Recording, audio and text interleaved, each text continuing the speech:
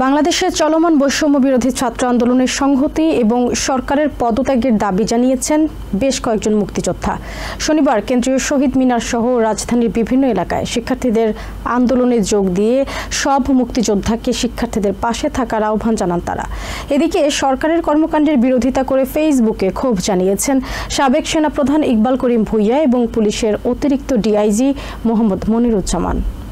মুক্তিযোদ্ধাদের পক্ষ থেকে আজকে আমরা বৈষম্য বিরোধী এই ছাত্র আন্দোলনে চলমান বৈষম্য বিরোধী ছাত্র আন্দোলন এখন পরিণত হয়েছে গণমানুষের আন্দোলনে।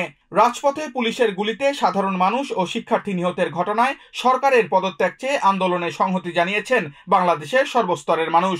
মুক্তিযোদ্ধা, পুলিশ এমনকি সামরিক বাহিনীর সদস্যরাও এই দাবিতে একাত্মতা জানিয়েছেন।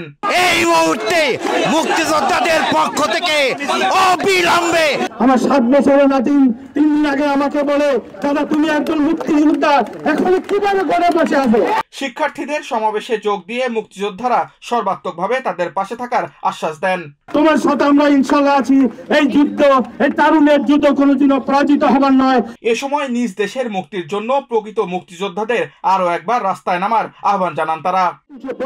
মুক্তিযোদ্ধা আছেন, আপনারা এই মুহূর্তে রাস্তায় নেমে আছেন। এদিকে শিক্ষার্থীদের এই বিক্ষোভ কর্মসূচিতে সমর্থন জানিয়ে সামাজিক মাধ্যম ফেসবুকে পোস্ট করেন সাবেক সেনাপ্রধান অবসরপ্রাপ্ত জেনারেল ইকবাল করিম ভূঁইয়া। পোস্টে তিনি লেখেন, যথেষ্ট হয়েছে, এই অন্ধ উন্মত্ততার অবসান এখনই জরুরি। আমাদের সন্তানদের উপর গুলি চালানো, তাদের অপহরণ, গণগ্রেফতার ও নির্যাতন এখনই বন্ধ করুন। এছাড়া নিজের প্রোফাইল পিকচারে লাল রং দিয়ে এই হত্যাকাণ্ডের প্রতিবাদ জানান তিনি। 71-এর রণাঙ্গনের মুক্তিযোদ্ধারা এখনো বেঁচে আছে, তাদেরকে করজোরে অনুরোধ করব।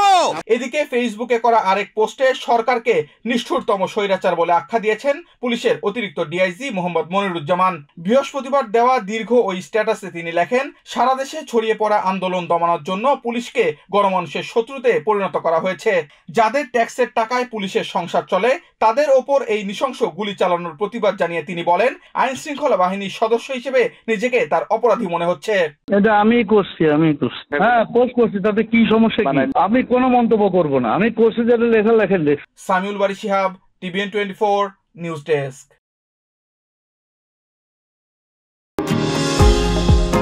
নিউ ইয়র্ক থেকে সম্প্রচারিত TVN 24 টেলিভিশন বিশ্বজুড়ে বাঙালির কণ্ঠস্বর।